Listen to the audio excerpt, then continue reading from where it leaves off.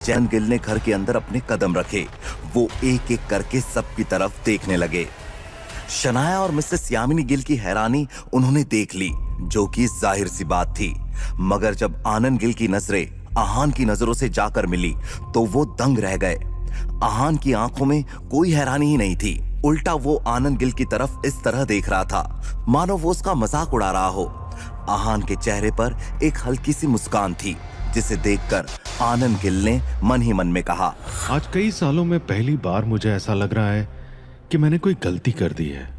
जब उस दिन आहान ने कहा था कि हमें शनाया को दुख पहुंचाने की कीमत चुकानी पड़ेगी, तो वो गलत नहीं कह रहा था। एक पल के अंदर अंदर आनंद गिल के माथे पर पसीने की एक परत बन गई थी। वो आज एक बात जान गए थे कि आहान 3 साल से सोया हुआ एक शेर था, एक बहुत ही खतरनाक शेर, जिसे जगाना उनके लिए बहुत जिल्लत लेकर आया था। आनंद गिल अंदर से पूरी तरह से हिल गए थे।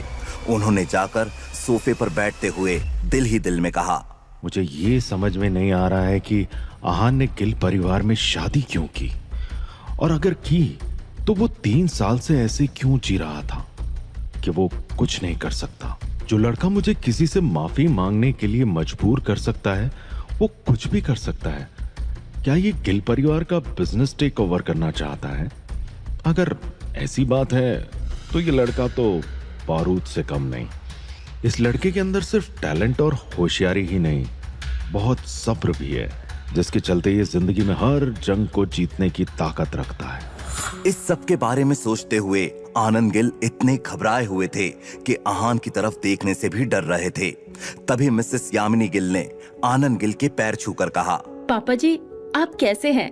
क्या मैं आपके लिए चाय बना दूं? अपनी बहू की बात सुनकर आनंद गिल अपने होश में वापस लौटे और उन्होंने कहा, नहीं यामिनी, कोई तकलीफ करने की जरूरत नहीं है। आगे उन्होंने अपनी नजरें शनाया पर रोकी और उससे बोले, शनाया बेटा, मैं सीधे मुद्दे पर आऊंगा। जो कुछ भी हुआ उसे भूलकर ऑफिस वापस आ जाओ।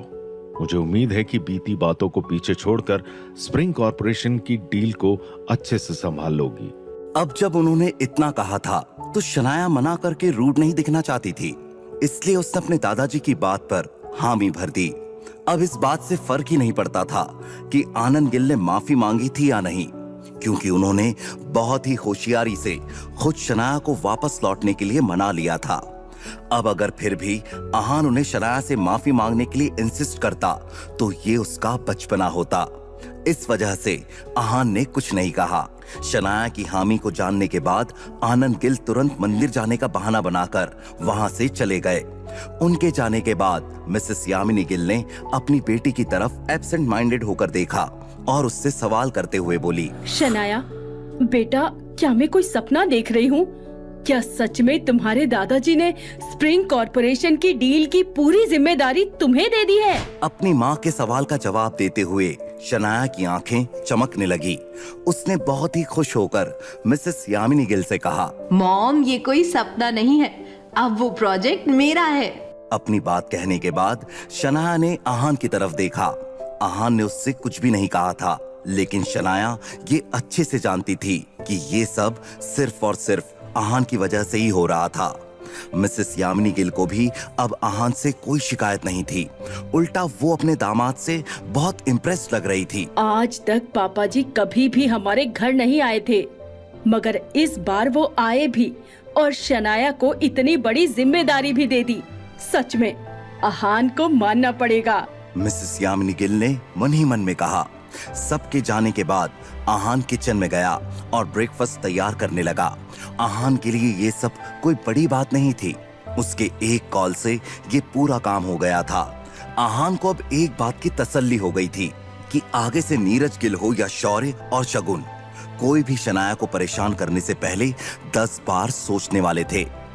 ब्रेकफास्ट करने के बाद शनाया सीधे स्प्रिंग कॉर्पोरेशन के ऑफिस गई और यश मेहरा के साथ मीटिंग के बाद इस डील पर उसका काम ऑफिशियली शुरू हो गया।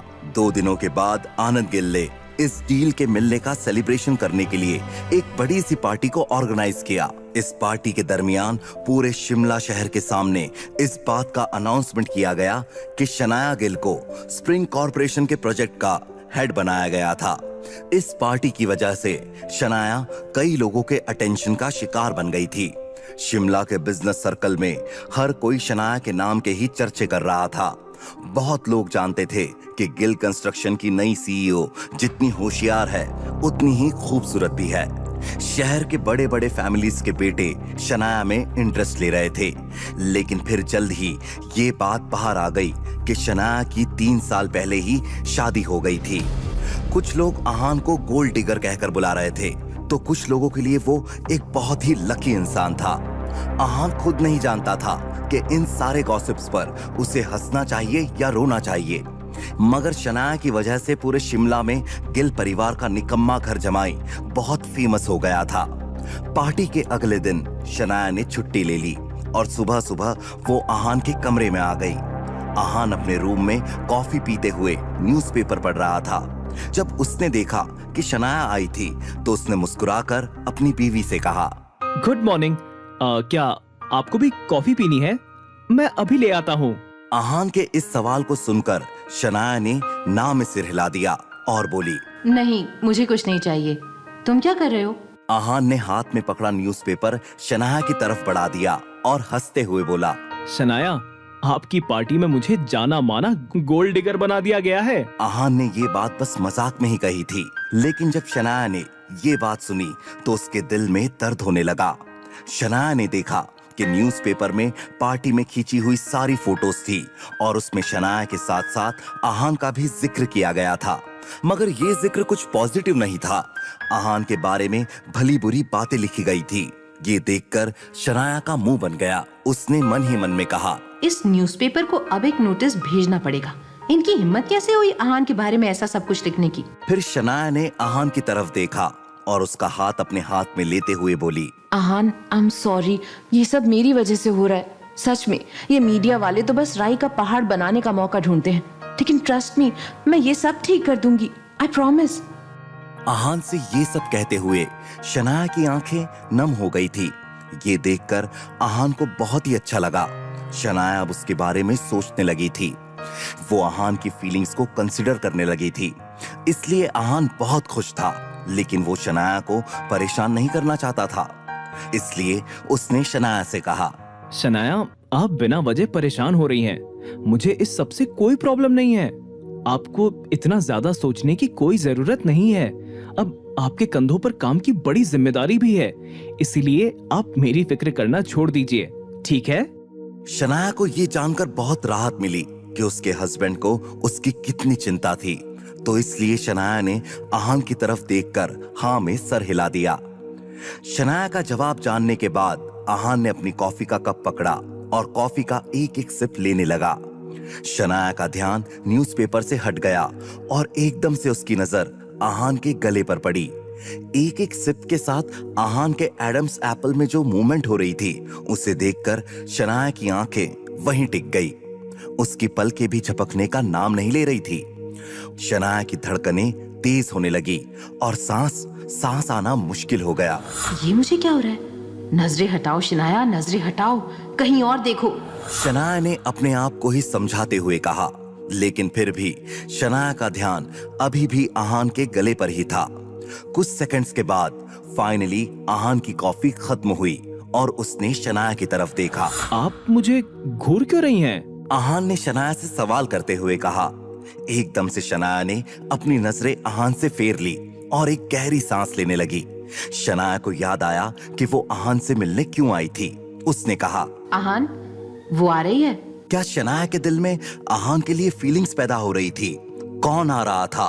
क्या इस इंसान के आने से आहान की मुसीबतें बढ़ने वाली थी? जानने